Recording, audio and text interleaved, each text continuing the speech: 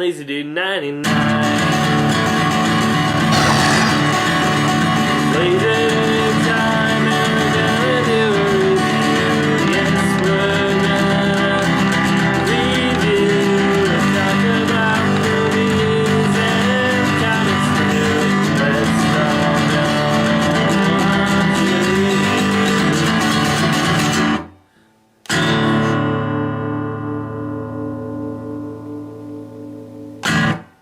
Hello everyone, I'm LaserDude99 and welcome to another LaserDude99 review. Today we are looking at Mr. Peabody and Sherman, produced by DreamWorks. This movie was based off of the shorts that were in the Rocky and Bullwinkle TV show that had this dog adopt a boy and with him go on these miraculous journeys back through time. And so DreamWorks decided to make a movie out of it. Now let me just say that I'm actually a huge fan of the Rocky and Bullwinkle TV show. I find them absolutely hilarious, even that they hold up to even to this day. The animation might be a little stale, but the comedic timing is actually pretty funny. For most of them, I always thought that Peabody and Sherman was probably the least funny out of all of them. So when I heard that they were making a movie out of it, I'm like, okay, DreamWorks, you usually got a good handle on this stuff. I guess there is some material here that could be used to be humorous material, so here's hoping. I mean, I wasn't expecting to see much from the Lego movie, and I saw it, it was absolutely hilarious. So I was going into this not expecting a whole lot, and yeah, that's about what I got. The story of Mr. Peabody and Sherman is how this dog, who is a brilliant genius, invents his time machine, and he and his adopted son Sherman go through miraculous adventures all throughout time in their time machine called the Wayback, which, with the exception of the TARDIS, is my favorite name for a time machine. TARDIS is obviously the best name for a time machine, but I like the Wayback too, because it sounds cool. In any case, Sherman then goes to school, and he gets in a conflict with this young girl. And then Mr. Peabody invites the girl and her mother and father over to the house, along with the superintendent who wants Sherman taken away from Mr. Peabody for no good reason other than she's a cat person. But anyway, while there, Sherman shows the girl the Wayback Machine, and they end up going through a miraculous journey throughout time. I'll just start with what I think is the best part of this movie. I think the voice acting is actually really good. I like the person who voices Mr. Peabody, even the young girl, and even Sherman, actually. I actually really like the person who voiced Sherman, because Sherman was always like the most annoying little voice on the Rocky and Bullwinkle show. Golly, Mr. Peabody! That's not exactly close, but what are we going to do today, Mr. Peabody? Now I'm just turning into Gingy from Shrek. No, not the button! Not the gumdrop button! No, sorry, I'm just getting off topic here. But I like the voice acting. I think it's all around pretty good. I would say that's the best quality of this movie.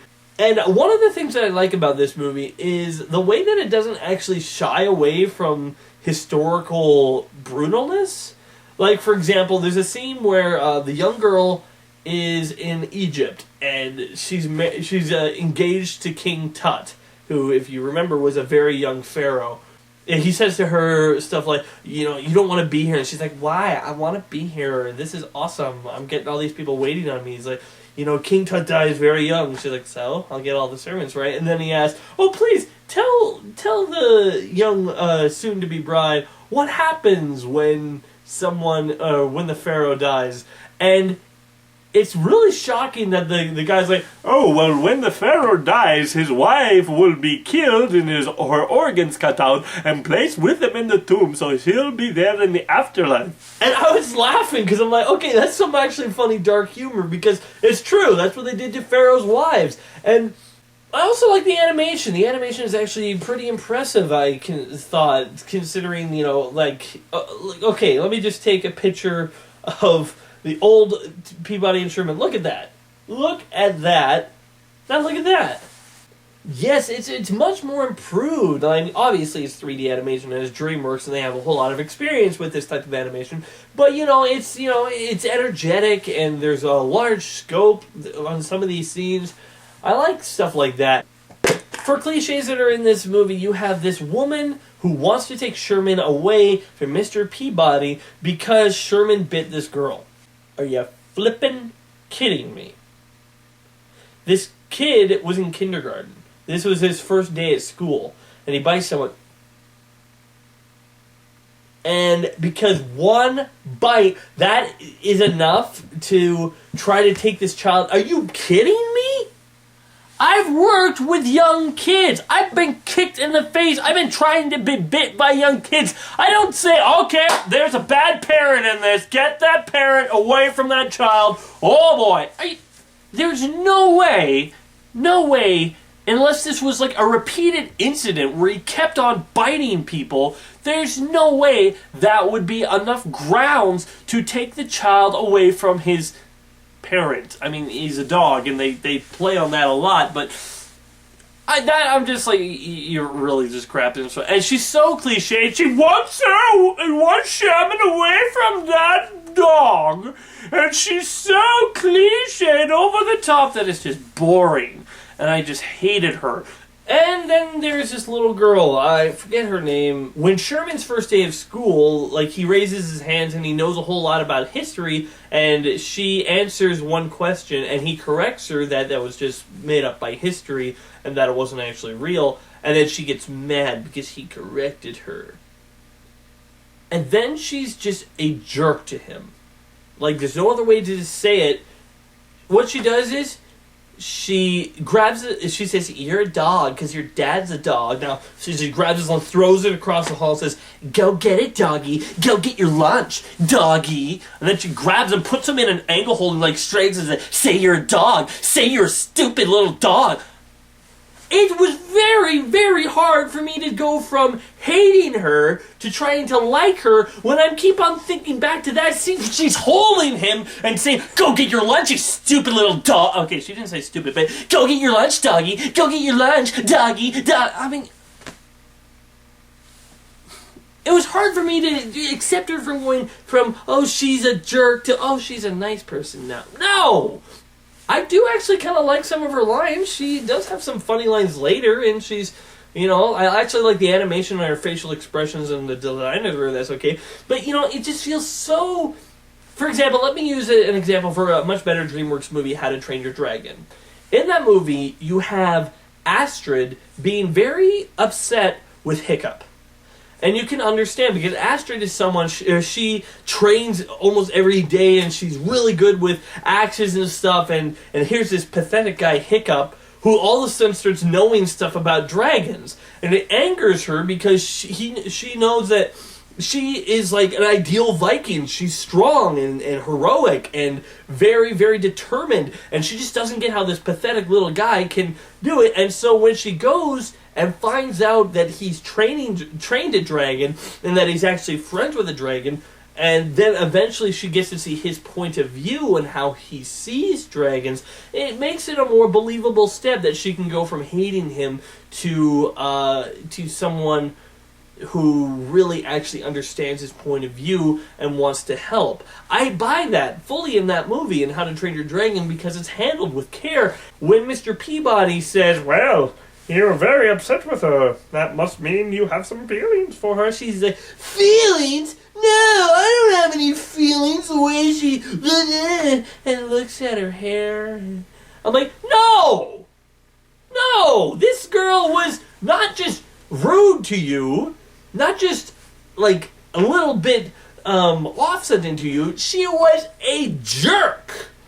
Full-on jerk. And she's almost like suicidal. There's a point where they're in Da Vinci's timeline, and they're looking at Da Vinci's flying machine, and she goes, so, how does it work?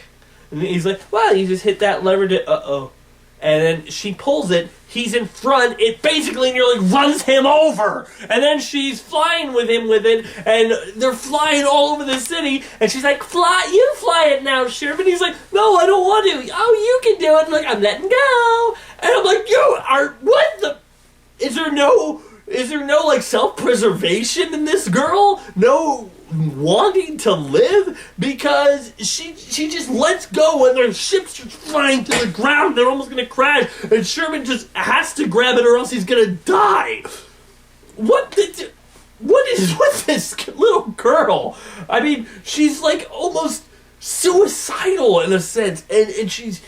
I guess I kind of like that, but I'm just like, it's so unrealistic for a character to be like, we're flying in this machine that's a prototype for flying, let's just Here, you drive. Are you kidding? Do you know how many people died testing those flying machines? Like, especially with the Wright brothers. The Wright brothers had so many deaths when they were first making the airplane. This was Da Vinci, a few years before the Wright brothers. And you're just going to say, you know what? We're in midair. He doesn't want to fly. Let him fly. No, that's a little stupid.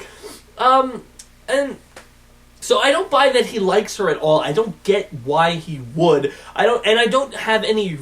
We are never given any reasons for why she was mean to him, other than he corrected her on an answer, and that's it. That's really all we get. Okay, but enough about that. Let's move on to the humor. And I'm a guy. I normally like puns, but puns are fun when you're like having a pun war to see who can come up with as many puns. When someone just says like they're in, I don't know, it's just, they're forgettable. I don't remember any of them. One of the other problems with this movie's humor is the fact that sometimes it really wants to go ultra adult for no reason. For example, there's a part where Peabody and Sherman are trapped in this mummy's tomb. And they walk over this place and they says, "Now be careful, Sherman, it could be a booby trap." And then Sherman goes, "You said booby." I'm like, how on earth did we get from in The Lion King Timon shushing Pumbaa because he was about to say farted to kids in a movie giggling about the guy saying boob? This is not something that should be in a kid's entertainment thing, especially since most of the other movie is based on silly puns. Where on earth is this coming from? And there's a couple of stuff like that, which I'm just like, no, that is not suitable for a kid's movie. Leave it out. Put it in Shrek 5, which I hear might be happening. It doesn't work for me for that way. And the pacing is really... Okay, there's a cliche where they're like, Mr. Peabody and Sherman are fighting and they're really mad at each other, and of course they're going to make up a few scenes later, but they crash the way back, and then both Mr. Peabody and the girl, they wake up and they're like, what's going on? And then they find that they're in the Troy battle, the Battle of Troy or whatever it was.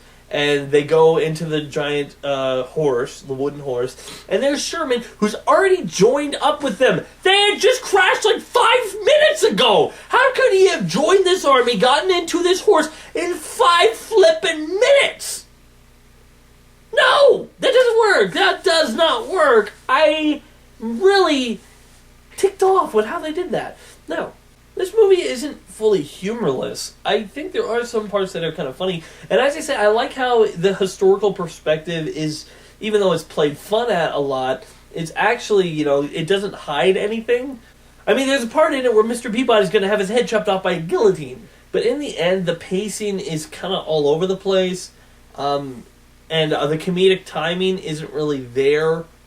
Only for a couple of scenes where I actually laughed. So yeah, for Mr. Peabody and Sherman, let me tell you guys, if you're wanting to see an animated movie with your kids, go see the Lego Movie. That one's still in theaters.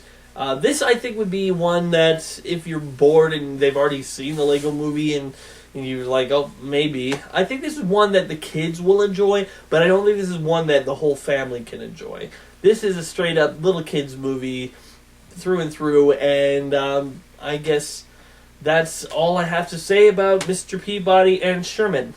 So in the end, I'm giving Mr. Peabody and Sherman a 5 out of 10. It might be a lower if it wasn't for the good animation that this movie has, and for his serious takes on historical subjects, even though they do poke fun at some of them. I think it's good that they actually, when there's serious stuff going on, they actually don't try to shy away from it too much. And as I say, the voice acting is good. It's just the pacing and the humor of this movie aren't really spot on, and it's just okay for me. If I never see this movie again, I wouldn't complain, but if I had to see this movie again, I wouldn't complain. It's an average movie. That's all I really have to say about it. So, remember guys, I'm LazyDude99, and if I don't like it, it's not worth it. See you around. Be sure to check out more of my other videos on my channel, and wait for more coming soon.